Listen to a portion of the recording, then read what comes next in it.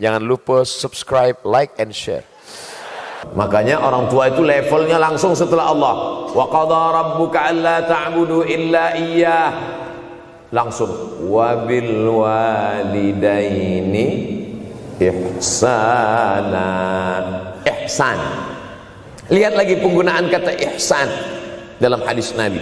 Jibril alaihissalam datang, rambutnya tidak berdebu, bajunya sangat putih bersih, tapi tidak ada orang yang kenal.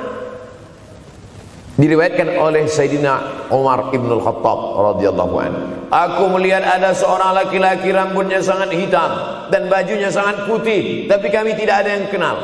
Ini tiga indikasi ini menunjukkan kebingungan. Kalau ada orang rambutnya sangat hitam dan kita kenal, berarti dia memang orang situ, memang tinggalnya di situ. Tapi dia kalau orang perantau, rambutnya pasti berdebu karena tinggal di gurun pasir. Sekarang kan banyak tuh anak-anak muda yang rambutnya berdebu. Itu berarti orang jauh, bukan orang Jogja. Bajunya sangat putih, tapi kami tidak kenal. Kalau bajunya agak-agak kotor, berarti dia musafir. Pantas kalau kita tidak kenal. Tapi bajunya sangat putih, berarti dia memang orang situ. Tapi kami tidak kenal. Kata Umar bin Khattab, rambutnya sangat hitam, bajunya sangat putih, tapi kami tidak kenal. Dan dia duduk berhadapan dengan Nabi, lututnya dekat dengan lutut Nabi, tapi kami tidak kenal. Dia bertanya tentang iman, dia bertanya tentang Islam, dia bertanya tentang ihsan. Setelah selesai baru Nabi bertanya, Umar, ya, kamu tahu siapa tadi yang datang bertanya tentang iman, Islam, dan ihsan itu? Tidak, Jibril yu'allimukum dinakum. Tadi yang datang itu adalah Jibril alaihissalam. Orang selevel Umar bin Khattab tidak kenal Jibril. Ada orang Indonesia baru ketemu Jibril.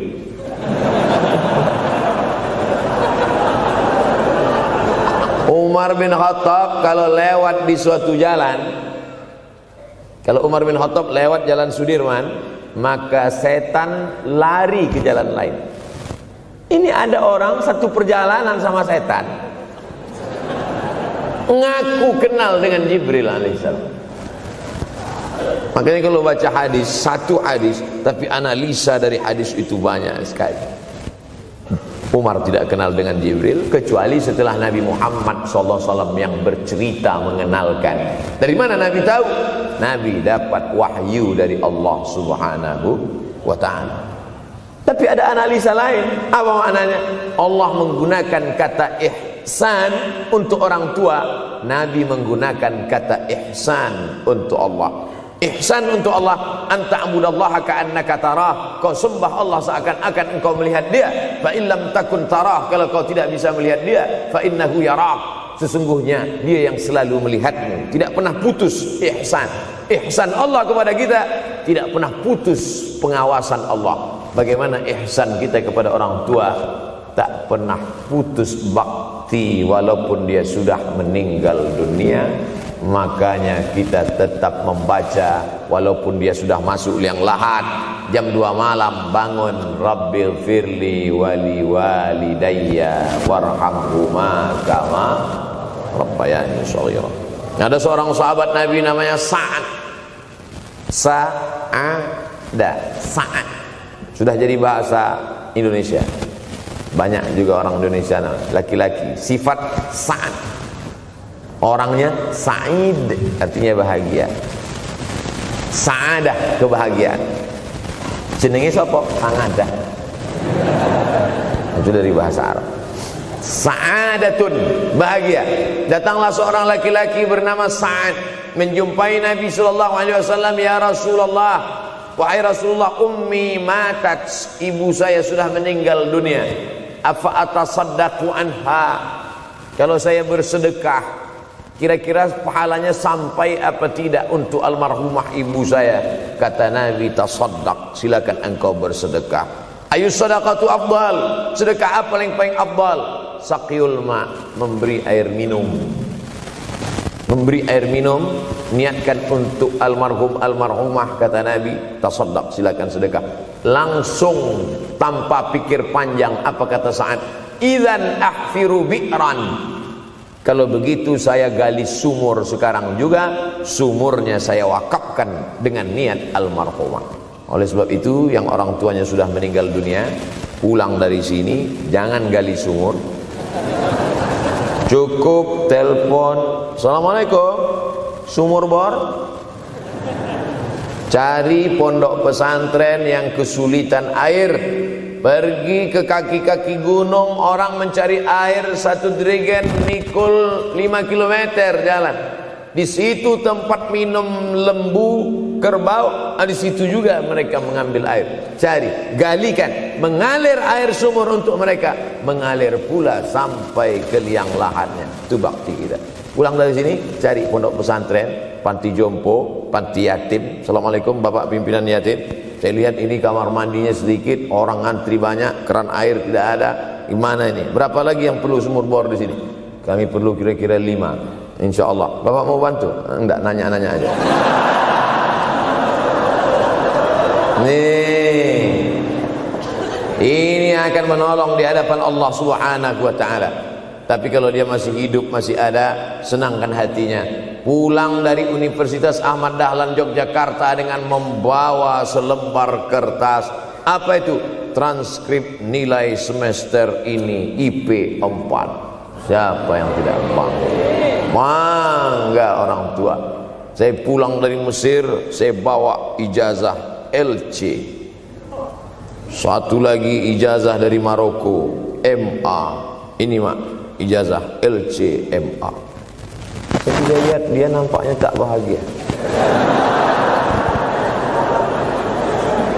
Karena dia dulu waktu saya kecil nyuruh saya, kamu mesti doktorandus. Itulah cita-cita ya dia yang tidak sampai. Saya mesti doktorandus.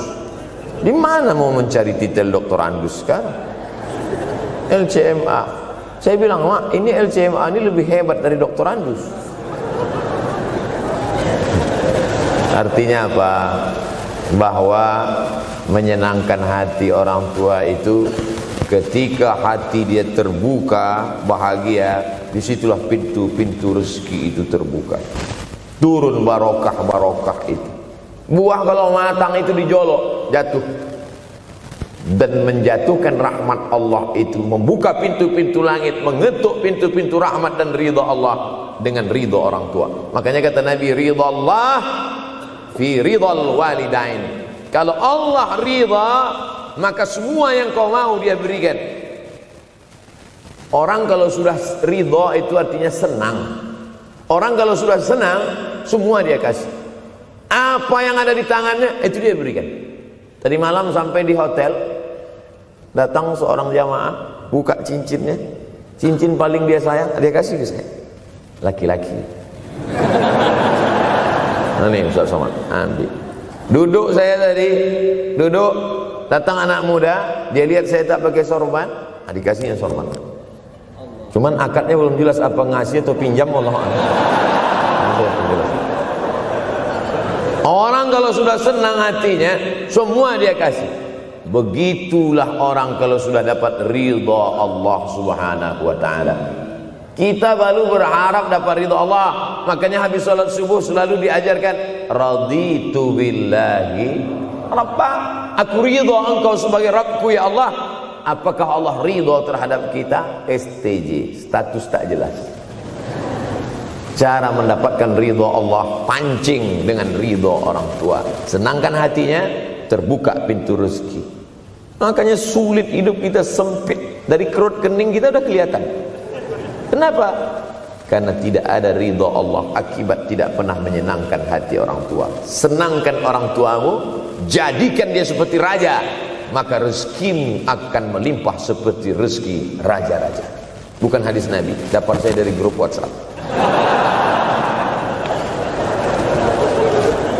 Senangkan saja hatinya, apa yang dia mau beri, tapi dengan cara yang halal. Nah, ini harus dalam kurung, syarat dan ketentuan berlaku.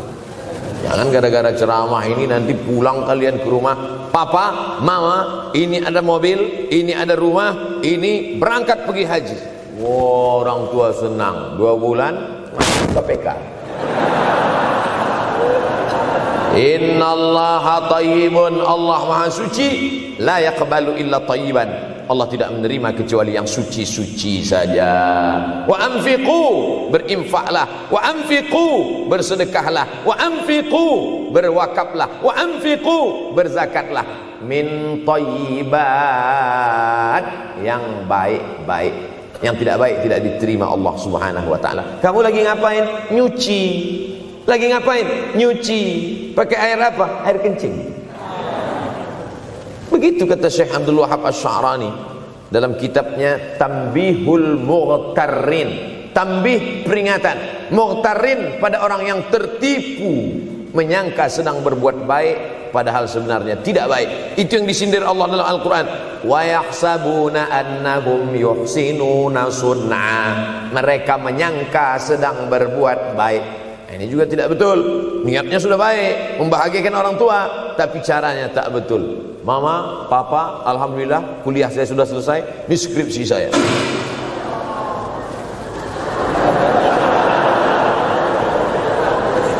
Masya Allah. Bayangkan kalau kiamat tiba-tiba terjadi. Begitulah agaknya terkejutnya kita.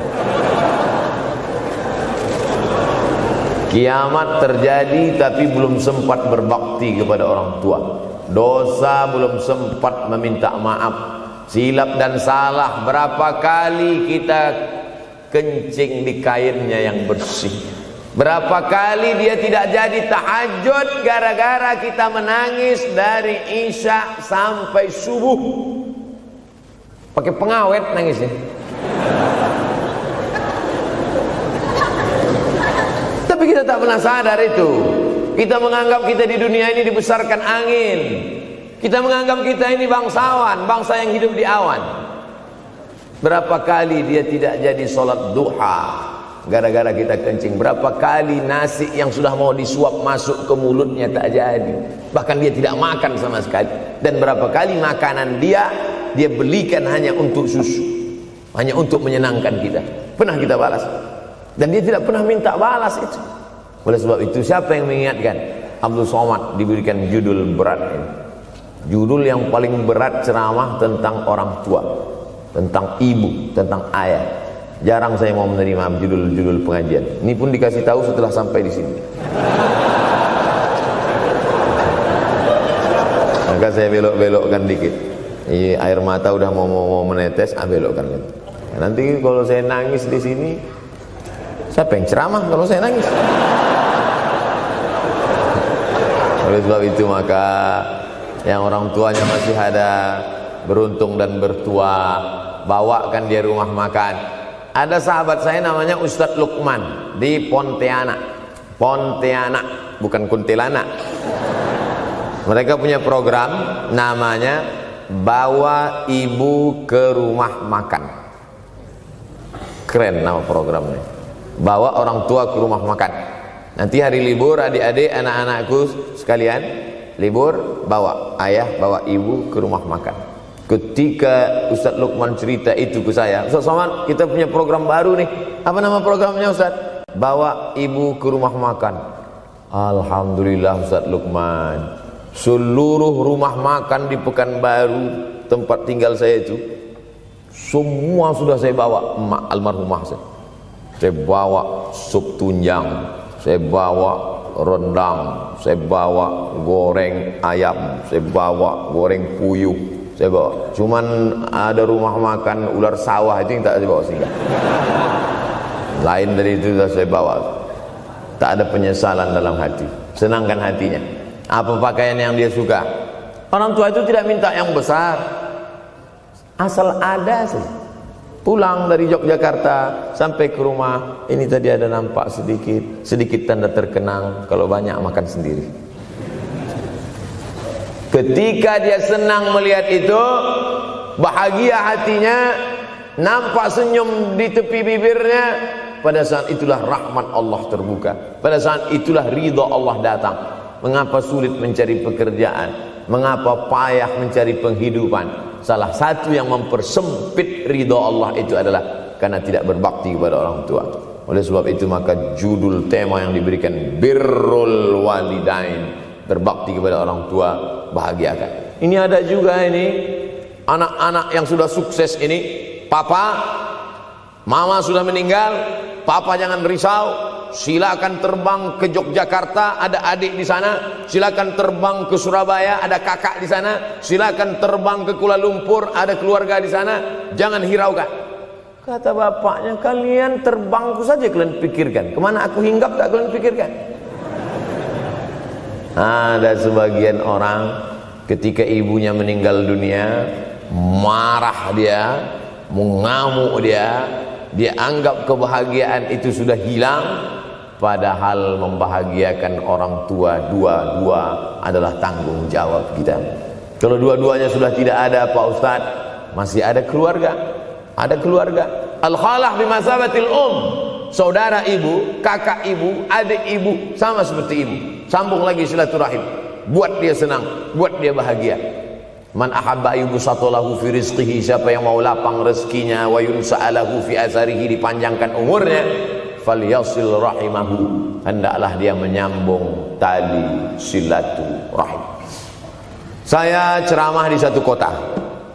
Sampai di kota itu saya melihat rumah besar, megah, mewah, seperti istana. Cuman saya segan mau nanya, nggak mungkin saya tanya, Pak, ini hasil dari apa? Saya tengok, saya ngangguk. Kawan-kawan saya yang ikut di situ seperti ngelihat kucing semua. Mantap. Setelah duduk, makan, habis makan, minum, habis itu Sohibul Bait yang punya rumah pun cerita, Ustadz Abdul Somad, iya Pak, dulu ini hanya bambu-bambu yang dikasih daun, yang dikasih terpal. Tempat apa Pak? Tempat ibu saya buat pengajian. Setiap tahun dibuat begitu, pasang tiang-tiang kayu, pasang terpal, daun-daun, pengajian ramai. Sampai akhirnya saya berkata, Bu, pengajian kita hentikan saja, stop. Saya tidak sanggup lagi pasang tenda, pasang terpal ini. Tapi akhirnya apa kata ibu saya? Nanti setelah saya tidak ada, pengajian ini terus kamu buat. Allah bukakan pintu rezeki Ustaz Somad. Inilah yang terjadi sekarang. Saya belikan orang tua saya itu rantai, saya belikan gelang, saya belikan cincin. Bulan depan saya datang, sudah nggak ada lagi. Mana gelangnya Mak? Nggak ada. Mana rantainya Mak? Nggak ada. Mana cincinnya? Nggak ada. Kemana? Itu kan emas mahal. Sudah saya jual. Untuk apa? Untuk bersedekah ke fakir miskin. Rupanya gelangnya, rantainya itu habis dia berikan sedekah fakir miskin. Tobatkah si bapak untuk berbakti? Tidak. Bulan depan dia belikan lagi. Sampai akhirnya diberikan Allah balasan melimpah ruah. Ternyata ini rahasia dari keberhasilan hidup, karena menyenangkan hati orang tua. Saya tak sebut nama, saya tak sebut lokasi, tapi yang mau berkunjung nanti saya kasih lokasi tepatnya. Saya kasihkan nanti alamat dari Google, saya kasih, supaya melihat secara nyata. Kalaulah rezeki itu hanya diberikan kepada orang yang bersungguh-sungguh, pergi pagi pulang petang, peras keringat banting tulang, maka tentu yang kaya itu adalah sapi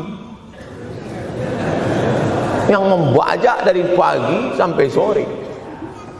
Kalaulah kekayaan, keberhasilan itu diberikan yang paling pandai memanjat, maka tentu yang kaya itu monyet. Tapi Allah berikan kepada siapa? Yang dia ridhai. Dan penyebab ridha Allah itu adalah karena orang tua yang senang hatinya. Yang sempat durhaka, tidak sempat minta maaf, meninggal dunia dia sudah, apa boleh buat? Kau sudah booking seat di neraka.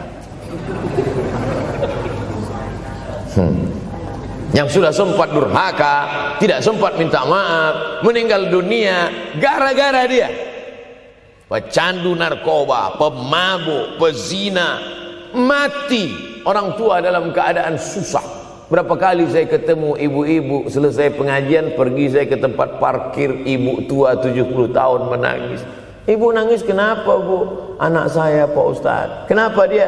Disuruhnya saya jual tanah. Mama jual tanah. Untuk apa mama megang tanah? Udah tua aja pun jual. Mestinya anak itu yang menyenangkan hatinya di hari tuanya, bukan malah menyuruh jual tanahnya. Jual tanah supaya dia bisa bangun rumah, jual tanah supaya dia bisa menyekolahkan anak-anaknya. Na'udzubillah. Sudahlah tidak membahagiakan, malah menyusahkan. Ustaz, anak saya nyuruh saya jual tanah saya supaya dia senang, supaya dia dapat duit. Gimana nih Pak Ustaz? Mungkin si ibu berharap saya menjawab, ibu sabar aja ya bu, sabar ya. Ibu salah tanya bu. Kalau mau sabar cari ustadz lain, ada spesialis sabar, bukan saya. Begitu dia kasih tahu, anak saya maksa saya jual tanah saya, Pak Ustadz gimana? Mana alamat rumah anaknya? Mana? Saya mau datang. Mana? Anak durhaka, neraka jahanam tempat kau.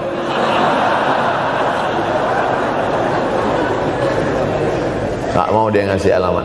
Rupanya dia takut nanti anak saya malah marah sama saya, Pak Ustadz. Saya kasihan. Mudah-mudahan Allah berikan kekuatan pada ibu.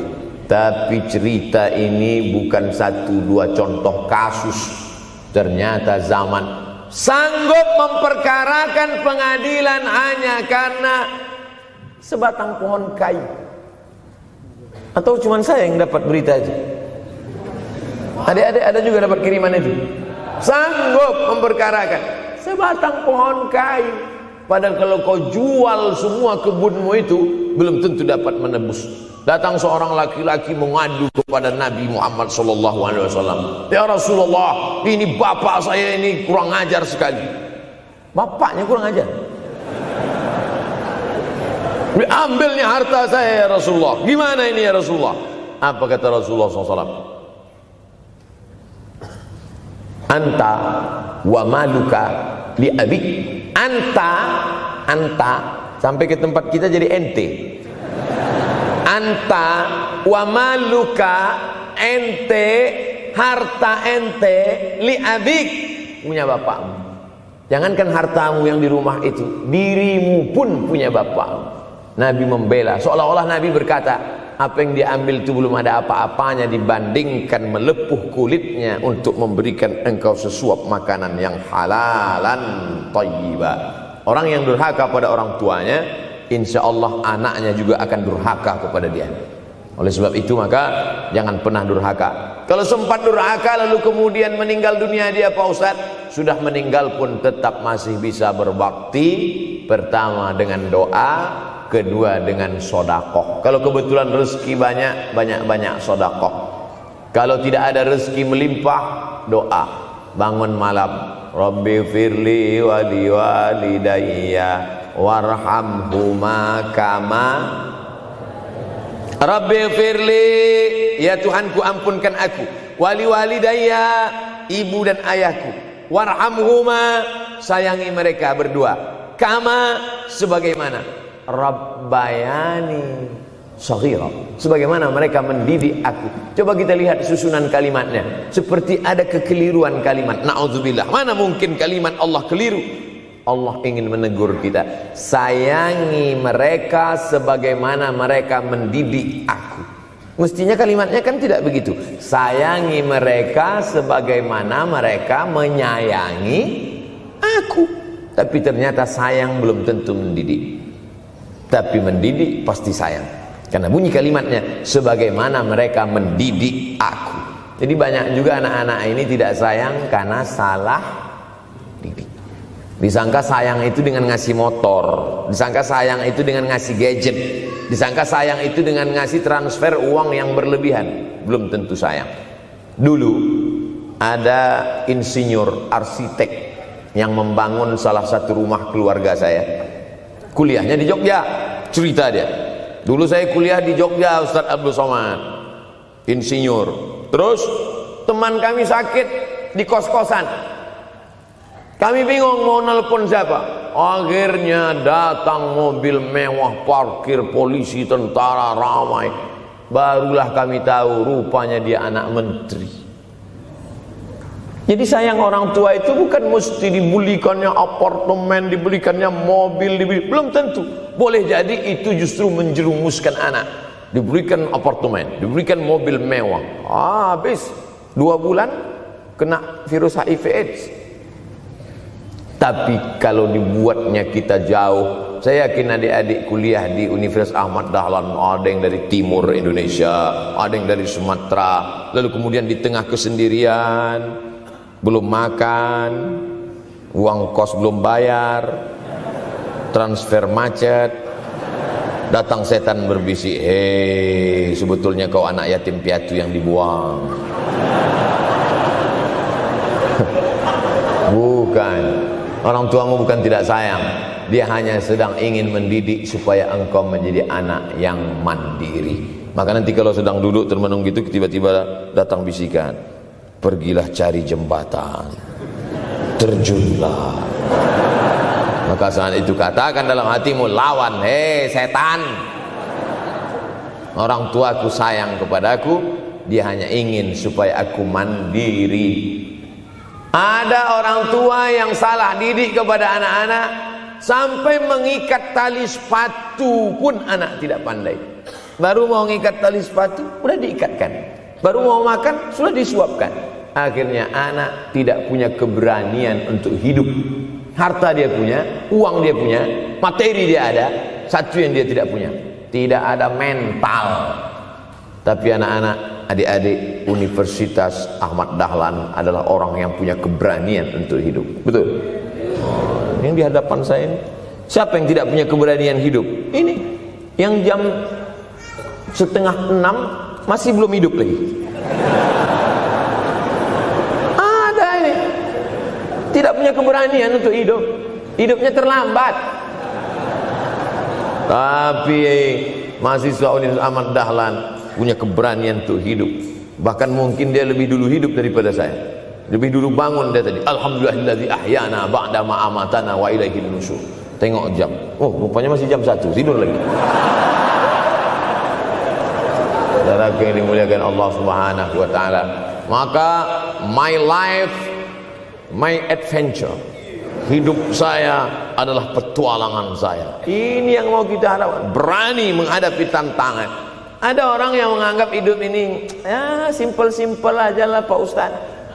Tapi ada orang ingin hidup ini penuh dengan perjuangan. Sama seperti makanan. Ada orang simpel aja, nasi, kecap, telur rebus, dah cukup. Tapi ada orang mau ada goreng ayamnya, ada rendangnya, ada supnya, ada tom yamnya, ada lengkap semua. Begitu juga hidup ini.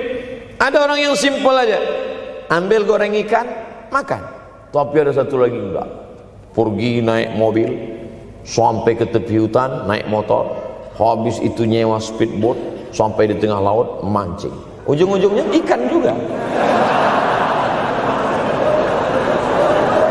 Yang dia nikmati bukan ikannya, tapi yang dia nikmati adalah proses untuk mendapatkan ikannya. Faham? Itu enaknya ngomong sama mahasiswa. Coba kalau yang masyarakat biasa, kita udah capek cerita, selesai ada pertanyaan, Ustaz maksudnya tadi apa ya? Aduh, capek gitu. Saya terus terang kalau ceramah di depan mahasiswa ini bangkit semangat saya lagi. Ini sekarang rasa-rasa umur 24. Tapi begitu nanti sudah mulai agak jauh dari mahasiswa, balik 42 lagi. Nah, makanya saya senang kalau diundang ke kampus-kampus. Saya kalau di Jogja diundang di kampus terus, walaupun nggak semua nerima.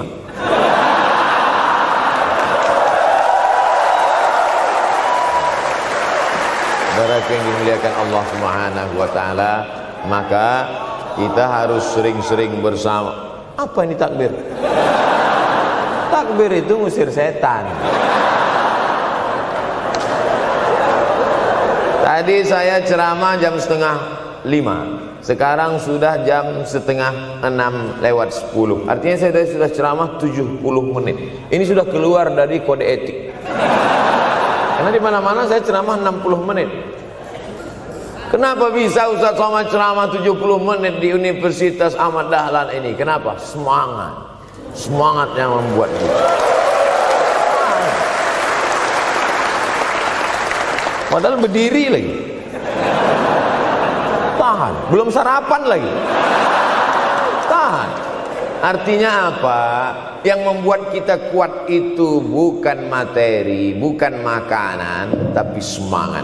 Maka jangan sempat kehilangan semangat. Bangkitkan semangat. Semangat terus. Semangatnya apa? Semangat ingin membahagiakan orang tua. Kalau lupa, tulis. Biasanya mahasiswa ini kan suka lupa. Tulis di dinding kamar. Semangat bahagiakan calon mertua.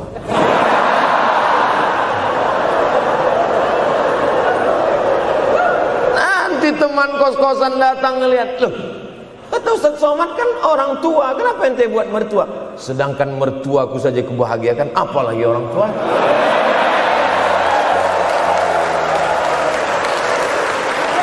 Begitu hebatnya. Cuman kadangnya kita hanya mendapat ini hanya di sinetron-sinetron saja. Real nyatanya di mana? Datanglah ke Universitas Ahmad Dahlan. Jadi hidup ini harus ada target yang mau dicapai. Banyak orang targetnya nggak benar. Saya ingin menjadi orang yang punya kepribadian, Pak Ustadz. Rumah pribadi, mobil pribadi. Target bahagiakan orang tua. Gaji pertama kalau kerja nanti umroh. Oh, gitu. Ma, doakan. Nanti kalau aku kerja insya Allah gaji pertama nanti memberangkatkan umroh. Syukur-syukur nggak usah diomongkan dulu, kasih surprise, senang. Mama, ayah, ini gaji pertama. Dia buka, tengok 700.000.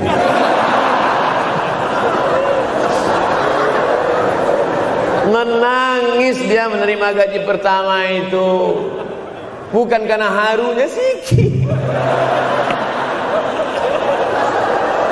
Gitu dia buka amplop, oh kok setitik dong. Haru dia. Kenapa setiap mendapat hadiah dari anak, orang tua selalu meneteskan air mata? Karena kita tidak pernah besar dalam pandangan matanya. Kita sehebat apapun, kita tidak pernah besar di matanya. Di pandangan ibu ayah kita, kita adalah anak kecil yang tapak kakinya 2 jari, panjangnya sejengkal. Maka jangan pernah ceramahi orang tuamu. Jangan mentang-mentang sudah mahasiswa pulang, ayah sini, mama sini, dulu. Assalamualaikum. Bisa. Karena kita tidak pernah besar di mata orang tua. Kita tetap kecil. Walaupun kamu sudah menikah, sudah punya istri, sudah punya anak, kau tetaplah anak-anak dalam pandangan dia. Oleh sebab itu jangan sok besar, jangan sok hebat. Kalau ada pesan yang ingin mau disampaikan, jangan melalui mulut kita, dipinjam mulut orang lain. Tokoh masyarakat, alim ulama, dia ngajinya di mana? Ada yang mau kita perbaiki, jilbabnya mungkin kurang panjang, mungkin ada kebiasaan dia yang kurang baik. Sementara kita udah ngaji, sudah belajar di Universitas Ahmad Dahlan, sudah terpelajar, membuat dia mau menjadi orang baik. Tidak mesti dari mulut kita, pinjam mulut orang lain. Assalamualaikum Pak Kades, pinjam mulut Pak Kades sebentar. Pak Kades, ayah saya kan orangnya baik sama Pak Kades. Iya, nanti kalau saya ngomong dia nggak dengar.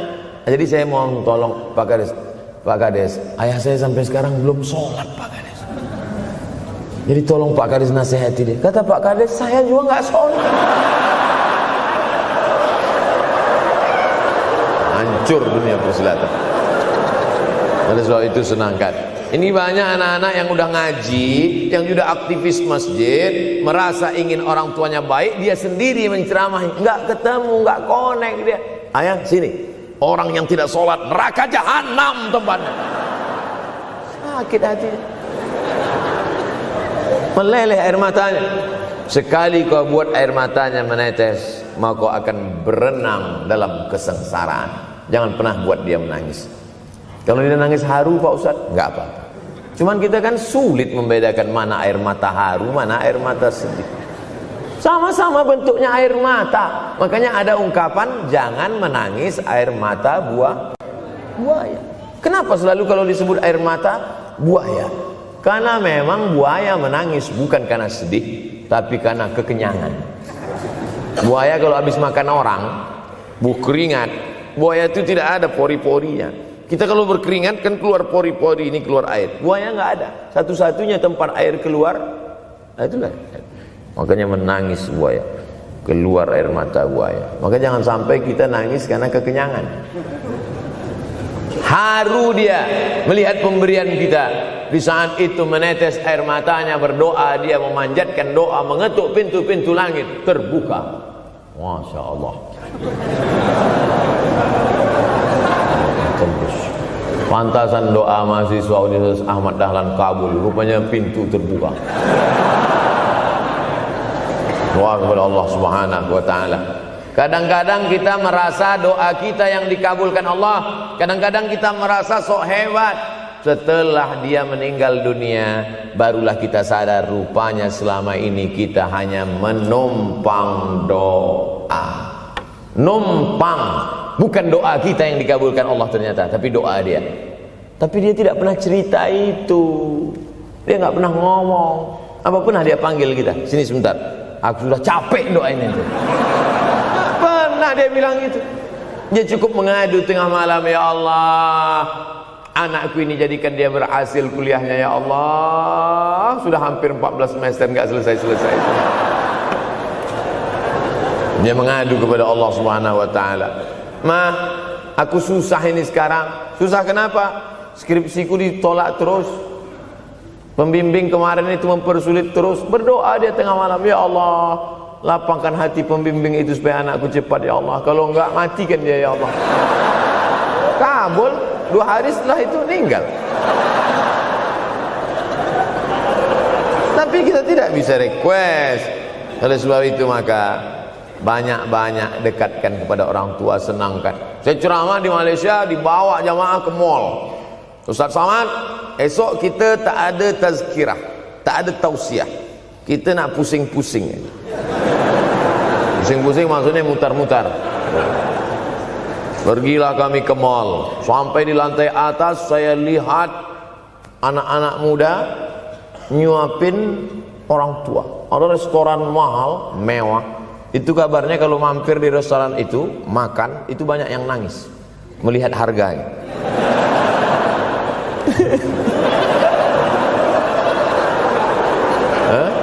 Ada saya lihat anak-anak muda yang ganteng-ganteng, perempuan yang cantik-cantik menyuap orang tua. Orang tua yang sudah tak berambut, sudah perempuan tak berambut lagi, rontok saking tuanya, kulit sudah keriput. Duduk, didorong pakai kursi roda, dibawa ke mall, sampai di situ diberikan restoran tercanggih, termahal. Dia sendiri yang menyuapkan makanan. Ternyata bagi saudara-saudara kita Tionghoa, salah satu mengundang berkah menyenangkan orang tua. Itu keyakinan mereka. Kok kenapa ente kasih makan? Ya oke lah. Ajaran kita mengajarkan tapi kita tak amalkan. Ketika tetangga, kawan, sahabat kita mengamalkan, rezekinya melimpah, baru kita heran. Dia kok kaya ya? Iyalah, dia kan punya tuyul.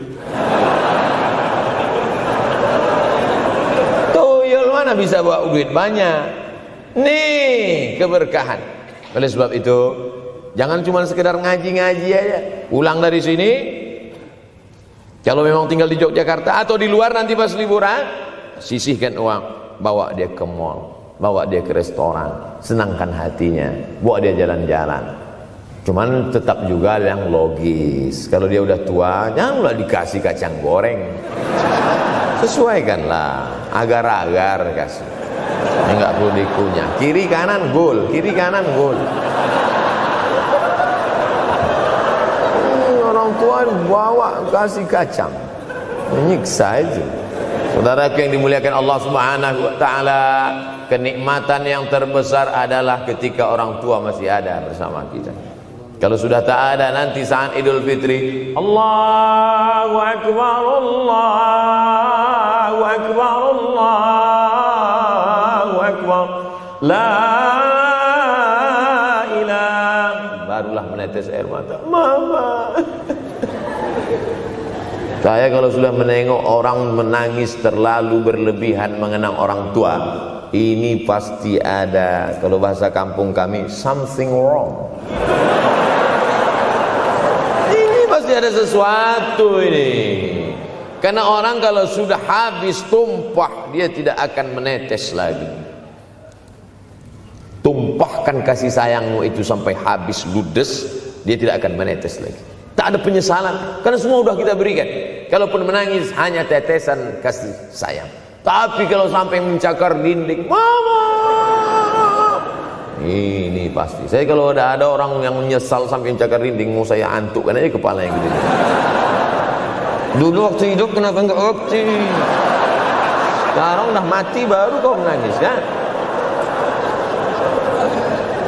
Senanda. Nah, tapi tentu sesuai kemampuan kita, karena kata Allah, la yukallifullahu nafsan illa wus'aha. Allah tidak membebani orang lebih dari semestinya. Ustaz ceramah sampai jam berapa ini? Sampai jam 6 insyaallah. Saya mau lengkapkan. Jam kita sama tuh. Oh, sama. Jam 6. Jam 6 maka saya ceramah 90 menit nanti di Universitas Ahmad Dahlan.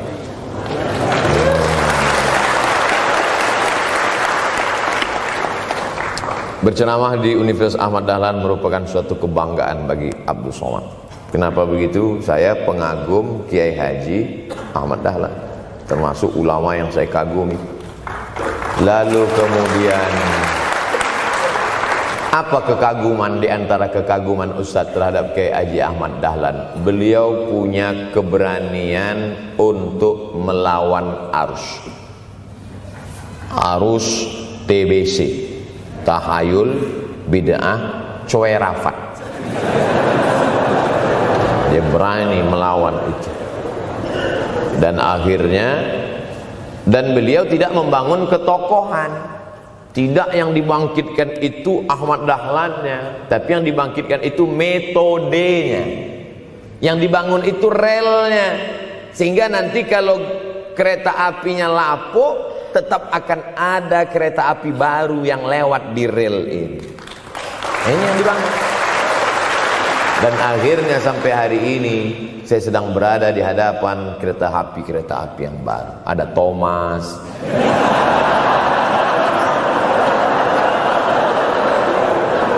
Kok Ustaz tahu Thomas? Anak saya paling suka itu. Satu koper kereta. Artinya apa? Bangun rel, maka akan ada lokomotif baru.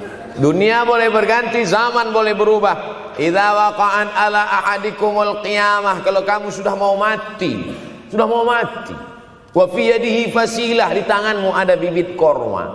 Sudah mau mati, di tangan ada bibit korma. Apa yang kita lakukan? Ada sebagian orang kalau sudah mau mati, ya wes gua aja lah. Kalau di tanganmu ada bibit korma, gali-gali tanah sedikit, tanamkan. Untuk apa nanam korma sudah mau mati? Bukan kita sempat memakan manisnya, tak sempat bermaung di bawah daunnya yang rindang.